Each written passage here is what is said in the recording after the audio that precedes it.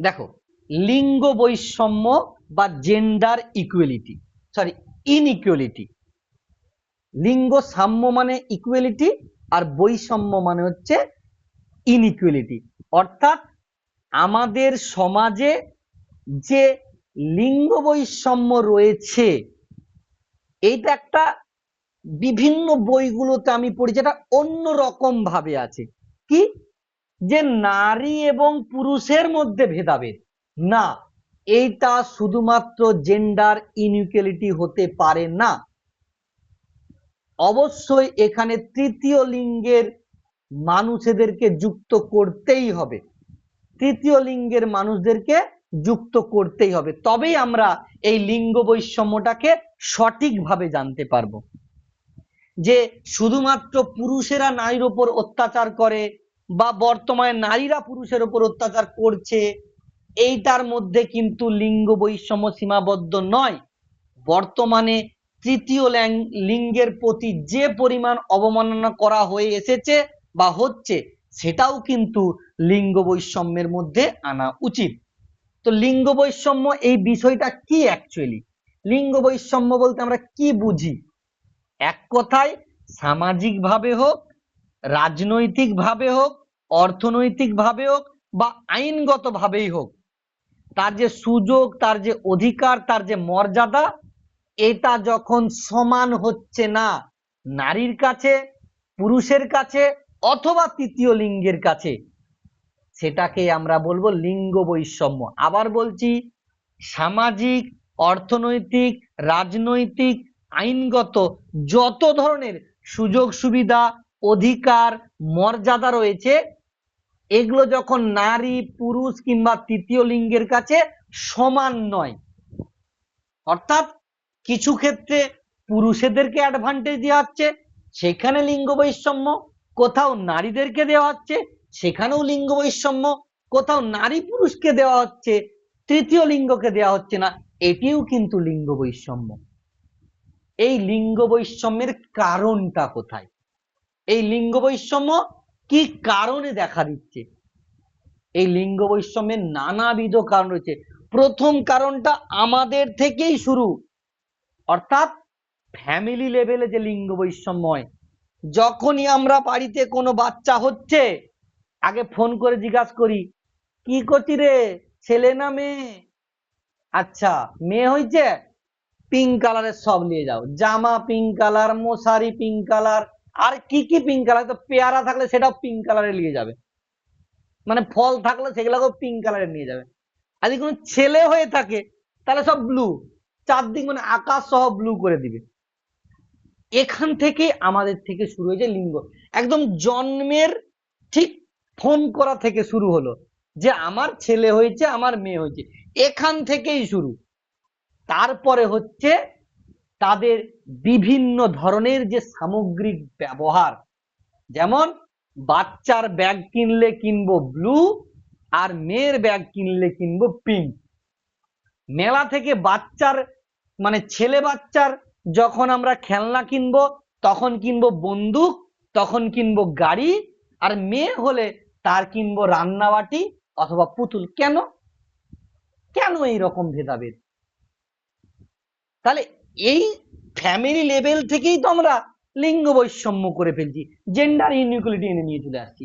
তাহলে এই জায়গা থেকেই আমাদের বাড়ি থেকে শুরু।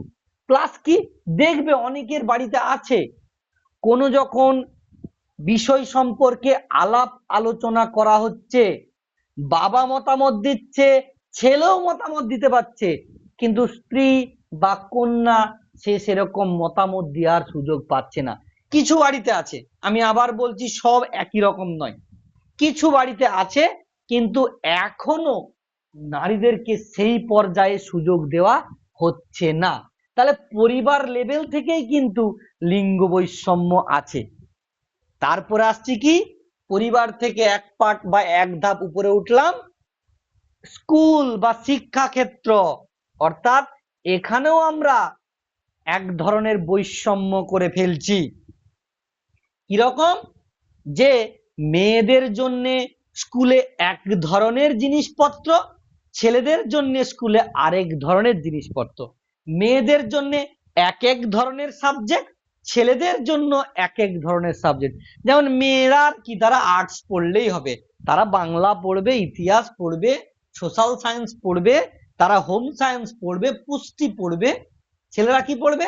তারা বিজ্ঞান পড়বে, তারা অঙ্ক পড়বে, তারা ভূগোলের ম্যাপ পড়বে। কেন? কে বাধা দিয়েছে? কোথায় এরকম দাগদানা আছে যে মেয়েরা বিজ্ঞান পড়তে পারবে না, মেয়েরা ভূগোল পড়তে পারবে না? কোথায় কোথায় লেখা আছে যে ছেলেরাই পারবে? এই রকম বিষয়টাকে আমরা শিক্ষা ক্ষেত্র থেকেই দেখছি, আলাদা করে দেওয়া হচ্ছে তাদের। তারপরে আসছে কি?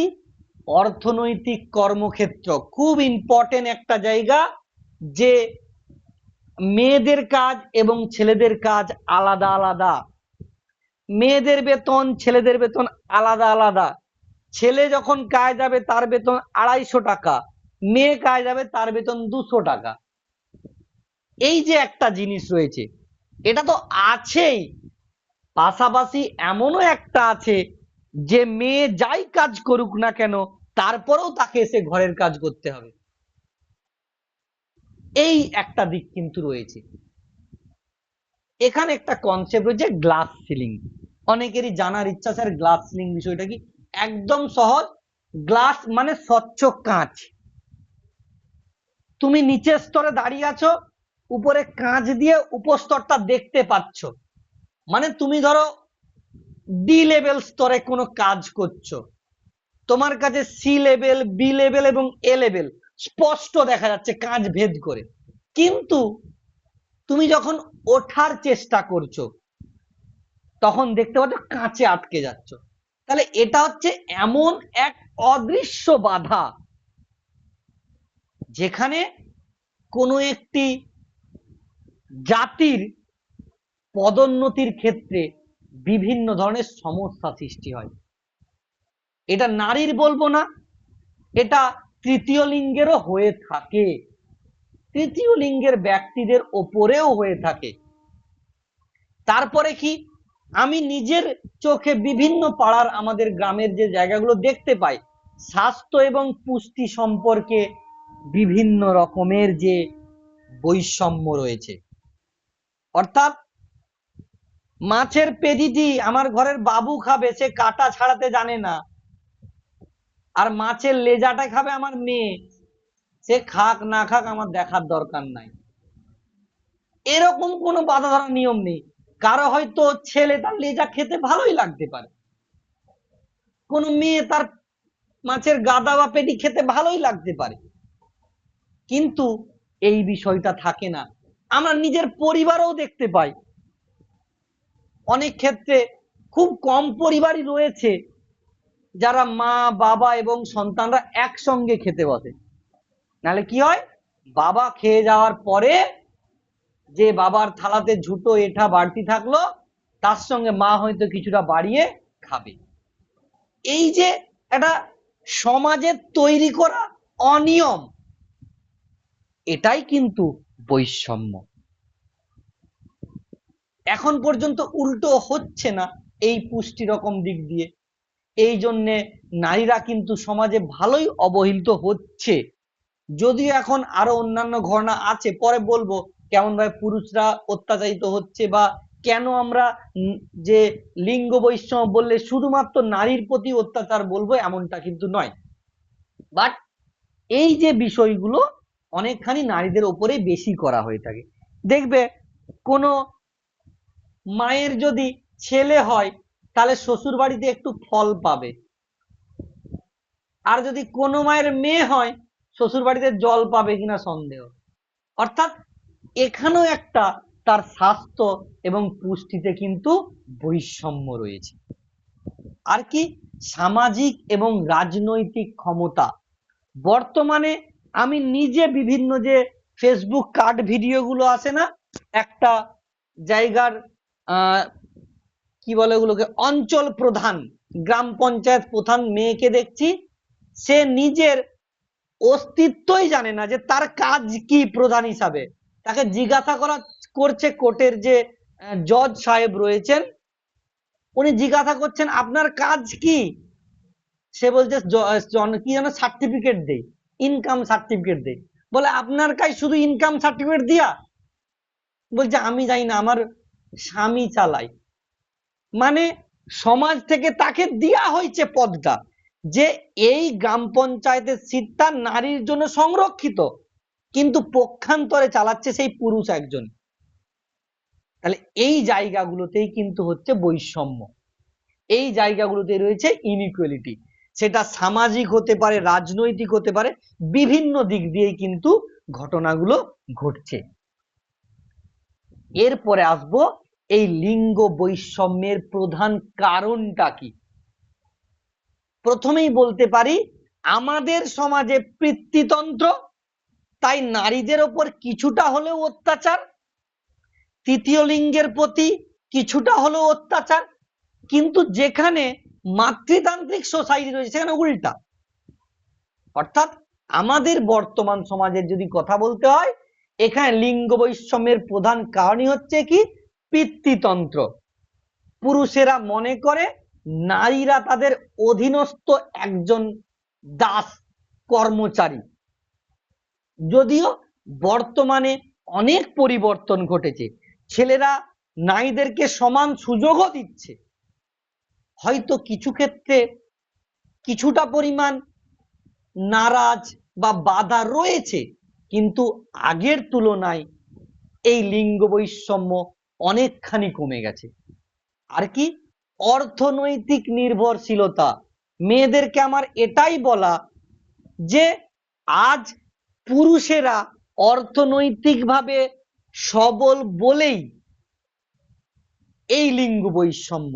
যেখানে এর বিপরীত আছে, মানে নারী যদি অর্থনৈতিক দিয়ে সর্বক্ষমতার অধিকারী, সেখানে কিন্তু পুরুষেরা আবার অত্যাচারিত হবে, এবং হচ্ছেও কিছু ক্ষেত্রে। অর্থাৎ যে অনেকে ভাববে হয়তো যে না মেয়েদের ওপরেই, কিন্তু ইন জেনারেল আমাদের সোসাইটিতে সাধারণত দেখছি যে মেয়েদের ওপরে হচ্ছে এর প্রবণতা বেশি। কিন্তু যে মেয়েটা অর্থনৈতিকভাবে মানে স্বাবলম্বী হয়ে উঠেছেন, তিনি কিন্তু অনেকখানি এই লিঙ্গ বৈষম্যের শিকার থেকে বেরিয়ে যেতে পেরেছেন। আর কি, কুসংস্কার, সামাজিক প্রথা বিভিন্ন আমাদের মধ্যে রয়েছে, বিভিন্ন রকমের সামাজিক প্রথা রয়েছে, যেটা কি করছে, এই লিঙ্গ বৈষম্যকে আরো ত্বরান্বিত করছে। যেমন বাল্য বিবাহ, মেয়েদেরকে ছোট বয়সে বিয়ে দিতে হবে, নাহলে তার মধ্যে রূপ চাকচিক্য নাকি নষ্ট হয়ে যাবে। আমার কোচিং সেন্টারে একটি মেয়ে, সে রীতিমতো কাঁদছে, আমি কিছু বলতে পারছি না, কারণ তার ফ্যামিলি বিয়ে দিচ্ছে এবং মেয়েটি 12-এ পড়ে, 18 বছর, মানে 2-4 দিন ক্রস করে গেছে। আইনত আমি বাধা দিতে পারবো না, ঘর লোক কোনো বুঝবে না। তাহলে এই যে সামাজিক একটা প্রথা রয়েছে যে মেয়েদেরকে বেশি দিন বাবু ঘরে ফরে রাখা যাবে না, কি বলতে কি করে ফেলবে, তাহলে এই যে ভ্রান্ত ধারণা, এই জায়গা থেকে আমাদেরকে বেরিয়ে আসতে হবে। এটাই লিঙ্গ বৈষম্যের কারণ। আর কি, সচেতনতার অভাব। অনেক মানুষ জানেই না যে কার কোনটা অধিকার, কার কোনটা অধিকার। আমি যদি আমার অধিকার সম্পর্কে সচেতন হই, আমি তবে এই লিঙ্গ বৈষম্যের শিকার হব না। আবার আমার এটাও বলা প্রত্যেকটা মেয়েকে, প্রত্যেকটা ছেলেকে, তুমি নারী বলে তুমি যেমন ডিপ্রাইভ হবে না, আবার সেই সুযোগ নিয়ে অন্যের ক্ষতিও করবে না। একই রকম ভাবে একই কথা ছেলেদের ক্ষেত্রেও প্রযোজ্য। কখনোই আমরা এমন কোনো কাজ করব না যেটাতে নারীরা পদদলিত হবে, আবার একই পক্ষান্তর নারীরাও এমন কোনো কাজ করবে না যেখানে পুরুষেরা পদদলিত হবে, এবং আমরা নারী পুরুষ দুজনেই এমন কোনো কাজ করব না যেখানে তৃতীয় লিঙ্গের মানুষেরা পদদলিত হবে। এটার জন্যই আমাদের শিক্ষা, এই শিক্ষায় আমাদেরকে শিক্ষিত হতে হবে। এরপরে আসবো যেটা আমরা আসছিলাম, এই যে বৈষম্য রয়েছে, এই বৈষম্য আমরা কিভাবে দূর করব, এই বৈষম্যকে দূর করার জন্য কোন কোন পথগুলো অবলম্বন করতে হবে আমাদেরকে, কোন কোন দিক দিয়ে আমরা উন্নতি করতে পারলে এই যে বৈষম্য দূর হবে। প্রথমে আসছে কি? শিক্ষার প্রসার, বিশেষত নারী শিক্ষার প্রসার। তার কারণ আমাদের সমাজে নারীরা অনেকখানি পিছিয়ে আছেন, তাই নারী শিক্ষার প্রসারের কথা লেখা আছে। যদি এটা সমান হতো তাহলে অবশ্যই শিক্ষার প্রসার বলতাম। এখানে বলবো আমি উচিত শিক্ষার প্রসারের প্রয়োজন রয়েছে। যেখানে খুব সুন্দর একটা কথা, এটা আমিও অনেক জায়গাতে বলেছি, যে মা এবং বাবা একটি মোটর বাইকের দুটি চাকা, যে কোনো একটা চাকা ক্ষতিগ্রস্ত হলে একটা চাকার উপর সংসারটা দীর্ঘদিন চলে না। একই রকম ভাবে একটি ডানার উপরে ভর করে কখনোই একটি পাখি তার উন্নতির জায়গা মানে উড়তে পারবে না। তেমনি যে কোনো একটা জাতিকে পিছনে ফেলে, যে কোনো একটা জাতিকে পদদলিত করে আমাদের সমাজের উন্নতি সম্ভব নয়। আমি তারপরেও একটা কথা বলবো, একটা পরিবারে ছেলে অল্প শিক্ষিত হলেও চলবে, একটা পরিবারে ছেলে অল্প শিক্ষিত হলেও চলবে, কিন্তু একজন মাকে সুশিক্ষিতা হতেই হবে। আবার বলছি, সুশিক্ষিতা, শিক্ষিতা নয়, সুশিক্ষিতা হতে হবে। কারণ ওই নারী কিন্তু পরিবারটাকে চালায়। পুরুষেরা হয়তো যাবতীয় বাইরের যে কর্মকাণ্ডগুলো করে থাকে, কিন্তু ছেলেদেরকে, মেয়েদেরকে বা বাড়ির গুরুজনদেরকে এই যে দেখে রাখা, এইটা কিন্তু একজন মাই করে থাকে। একজন মা একদিকে ডাক্তার, একদিকে নার্স, আবার একদিকে কিন্তু বেস্ট শেফ একজন, আরো অনেক কাজ রয়েছে। অর্থাৎ আমরা বলতে পারি যে দুইজনকেই শিক্ষিত করতে হবে, কিন্তু আমার তরফ থেকে বলা যে ছেলেরা অল্প শিক্ষিত হলেও চলবে, মেয়েদের কিন্তু সুশিক্ষা এবং উচিত শিক্ষা অবশ্যই প্রয়োজন। এরপরে আসছে কি? অর্থনৈতিক ক্ষমতায়ন। অর্থাৎ নারীরা বা তৃতীয় লিঙ্গের মানুষেরা তারা বৈষম্যের শিকার, তার একটাই কারণ, তাদের কাছে অর্থনীতি বা আর্থিক যে সচ্ছলতা সেটা নেই। আর সেই মানে আর্থিক সচ্ছলতা দেওয়ার জন্যই সরকার বিভিন্ন রকম সুযোগ সুবিধা করছে। তোমরা অনেকেই সেলফ হেল্প গ্রুপের কথা জানো। আমি আমার নিজের একটা রিসার্চের কাজ করেছিলাম সেলফ হেল্প গ্রুপের সঙ্গে, আমার একজন স্যারের এমফিল এর প্রজেক্ট ছিল। তো সেখানে আমরা দেখেছি সার্ভেতে গিয়ে যে সত্যি সেলফ হেল্প গ্রুপ মেয়েদের অনেকটাই ক্ষমতায়ন বা এম্পাওয়ার্ড করার চেষ্টা করেছে। তারা নিজেদের থেকে অনেক কিছু ব্যবসা করেছে। আমি একজনকে দেখলাম, এটা মনে তিলাবনী গ্রাম পঞ্চায়েতের আন্ডারে ছিল, একজন মেয়ে প্রায় 8 থেকে 9 লক্ষ টাকার বিজনেস দাঁড় করিয়ে দিয়েছে এই সেলফ হেল্প গ্রুপের সহায়তায়। অর্থাৎ আমরা যদি যে জাতিটাই, নারী পুরুষ এবং তৃতীয় লিঙ্গ যেই হোক না কেন, যেই আর্থিক দিক থেকে পিছিয়ে পড়া, তাকে যদি আর্থিক দিক দিয়ে উন্নত করতে পারি, তবেই কিন্তু তার প্রকৃত ক্ষমতায়ন হবে, সমাজেই লিঙ্গ বৈষম্য দূর হবে। আমরা দেখি না যে তৃতীয় লিঙ্গের অনেক ব্যক্তি বাসে, ট্রামে, রেলে বিভিন্ন রকম ভাবে সাহায্য প্রার্থনা করে যায়। তার কারণটাও আছে, তারা নিরুপায়। তুমি কখনোই তাদেরকে তোমার বাড়িতে কাজের লোক হিসেবে রাখবে না। তোমার ভয় হয় যদি আমার ছেলে ওই রকম হয়ে যায়, তোমার ভয় হয় আমার মেয়ে যদি ওই রকম হয়ে যায়। কিন্তু আবারও বলছি, তারা সামাজিক নয়, তারা জৈবিক। তাদের থেকে অন্যজন প্রভাবিত হতে পারে না। এতে ভয়ের কোনো কিছুই নেই। আমি নিজে কলকাতা অনেক পরীক্ষা দিতে যাওয়ার সময় এরকম অনেক মানুষের সঙ্গে কথা বলে গেছি, যেখানেই যাই একটু জানার ইচ্ছা থাকে, তো তাদের দুঃখ, তাদের যে অকথ্য পরিশ্রম এবং বিভিন্ন রকমের গালিমন্দ শোনা,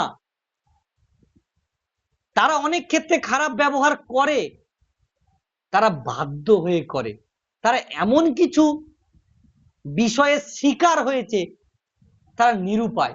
কারণ তুমি তো তোমার বাড়িতেও কাজে রাখবে না, তোমার ঘরেও কাজে রাখবে না, কোনো জায়গায় কাজও দেবে না তাদেরকে, তারা কিভাবে এগিয়ে আসবে?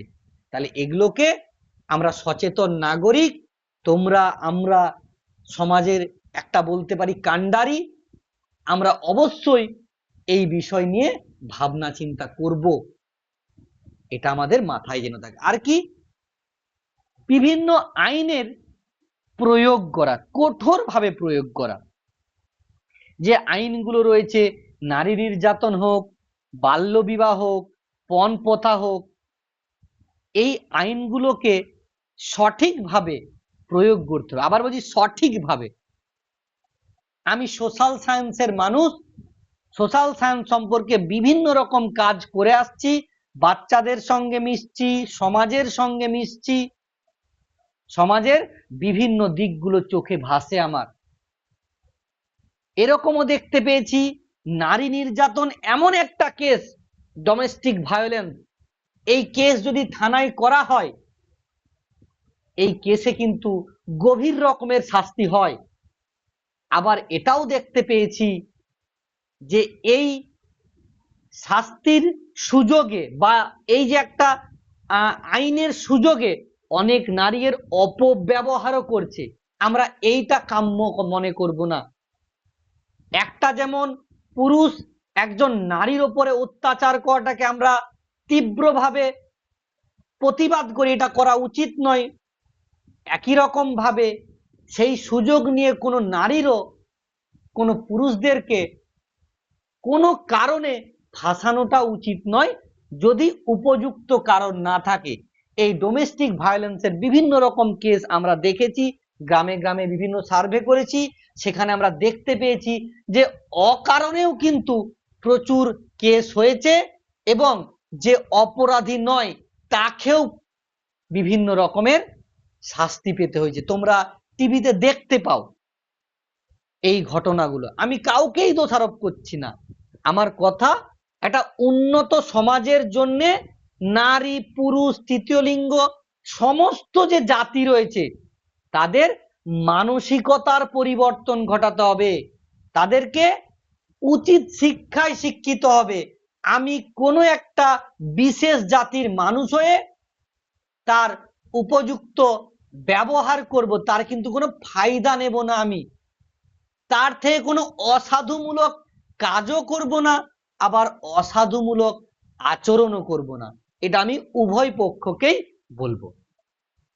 নেক্সট পয়েন্ট কি, যেটা আমাদের প্রয়োজন, সমাজও যেমন তেমনি আমাদের বিদ্যালয়, অর্থাৎ এই যে লিঙ্গ বৈষম্য আমাদের বিদ্যালয়ে কিভাবে হয়ে আসছে, আমাদের শ্রেণীকক্ষে এই লিঙ্গ বৈষম্য কেমন ভাবে রয়েছে, এই লিঙ্গ বৈষম্য আমাদের শ্রেণীকক্ষে কেমন ভাবে রয়েছে সেই বিষয়টা আমাদেরকে জানতে হবে।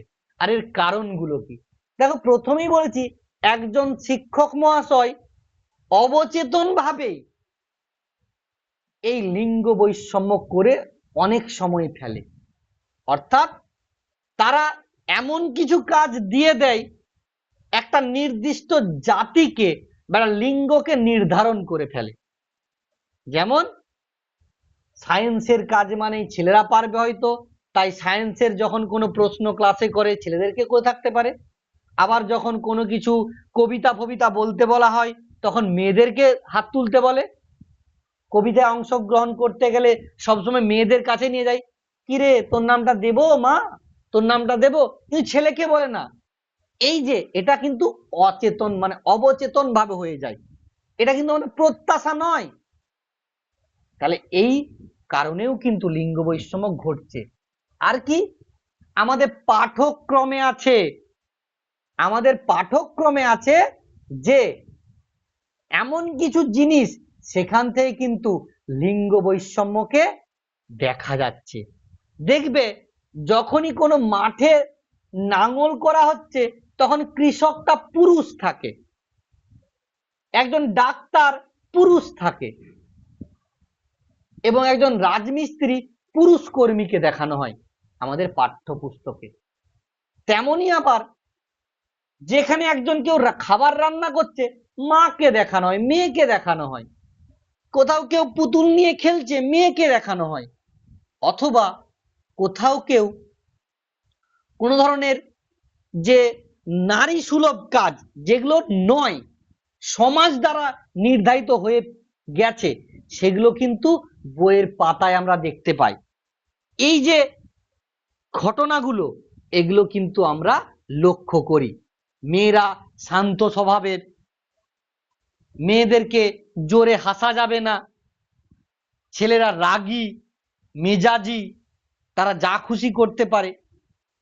এই জিনিসগুলো কিন্তু আমাদের কারিকুলামের মধ্যে রয়ে গেছে।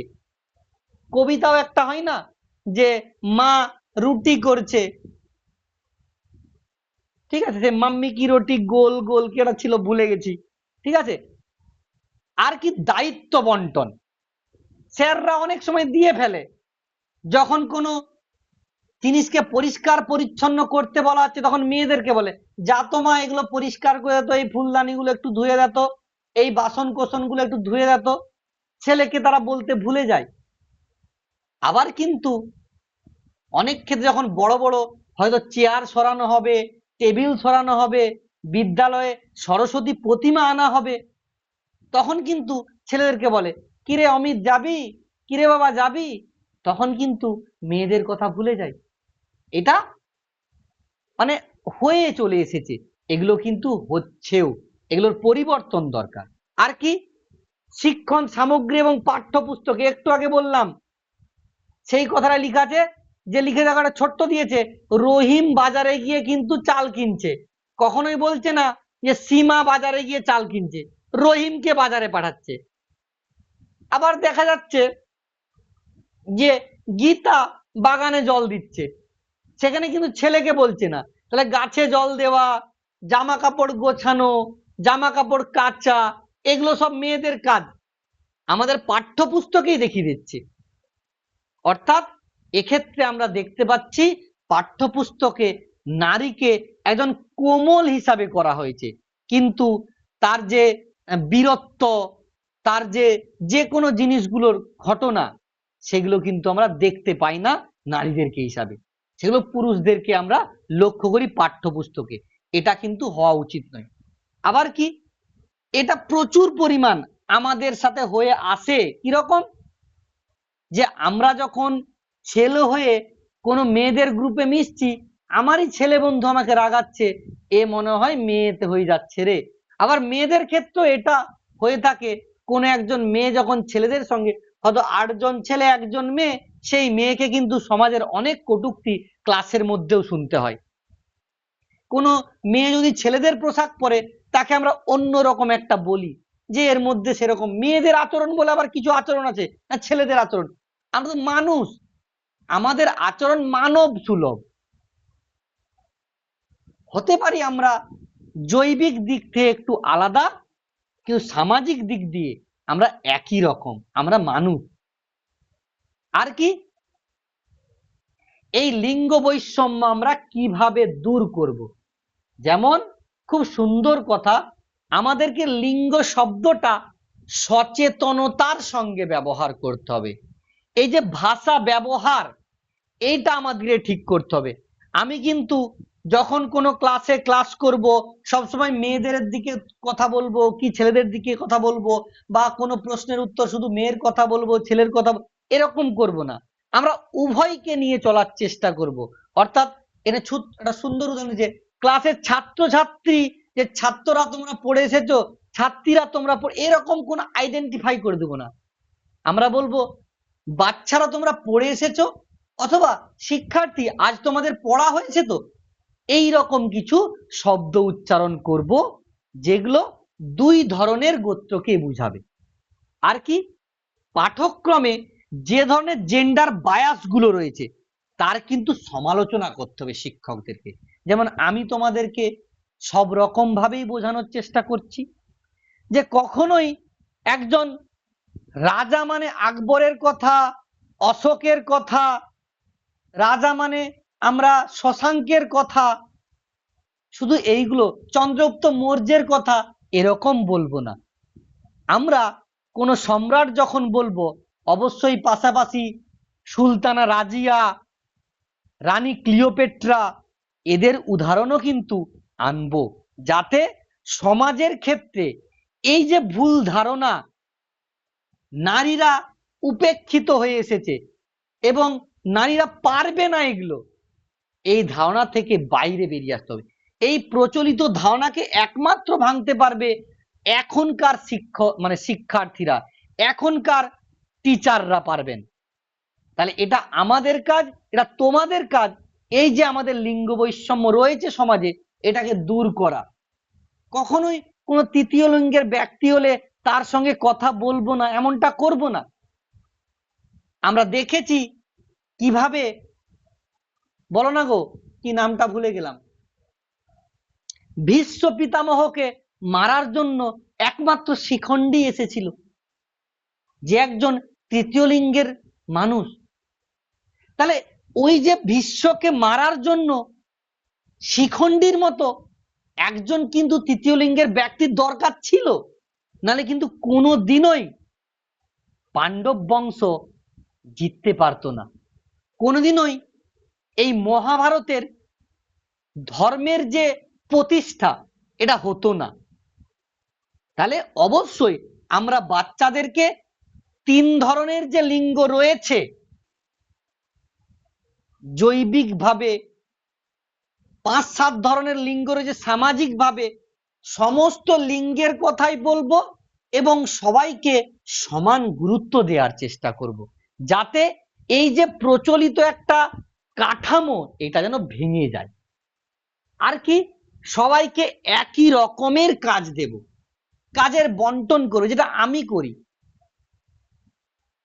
ভাবনা চিন্তা রাখতে হবে যে আমাদের ক্লাসে একজন মনিটর করি, সাব মনিটর করব কিন্তু আমরা একজন ফিমেলকে। আবার এক সপ্তাহ বাদে চেঞ্জ, যে ফিমেল সাব মনিটর হয়েছিল সে আবার মেন মনিটর, আবার যে মেল মেন মনিটর ছিল সে সাব মনিটর হয়ে যাবে। যে মেয়ে মানে তাকে সবসময় সাব হতে হবে, উপ হতে হবে, এমনটা কিন্তু নয়, পরিবর্তন করতে হবে। সবাইকে সমান সুযোগ দিতে হবে যে কোনো ক্ষেত্রে। আর কি, যে কোনো বিষয়ের যখন শিক্ষার্থী, আমি বলছি না ছেলে বা মেয়ে, যখন শিক্ষার্থী বিদ্যালয়ে আসছে তাকে সমস্ত বিষয় পড়ার জন্য উৎসাহ দিতে হবে, তাকে সমস্ত বিষয় পড়ার জন্য উৎসাহ দিতে হবে। মেয়ে মানে সে তোমার যে এরোস্পেস ইঞ্জিনিয়ারিং সে পড়তে পারবে না, কেন পারবে না? কে বলেছে পড়তে পারবে না?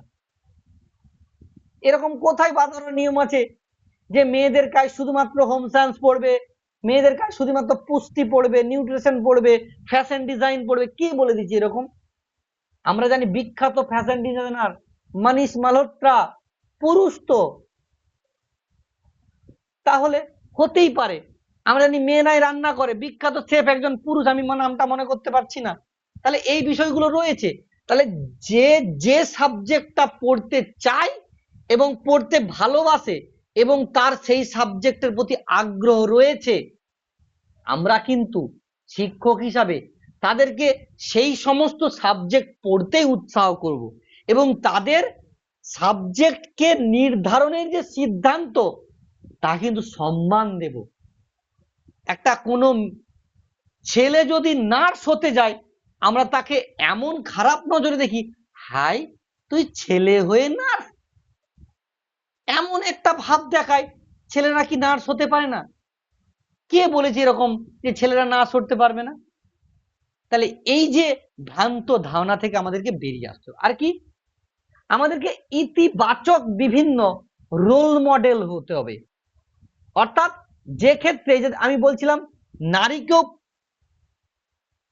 নারীকেও আমরা পাইলট হিসেবে দেখাবো, পুরুষকে নার্স হিসেবে দেখাবো, পুরুষকে শেফ হিসেবে দেখাবো, যাতে কিন্তু এই ধরনের ভ্রান্ত ধারণাগুলো সমাজ থেকে দূরীভূত হয়।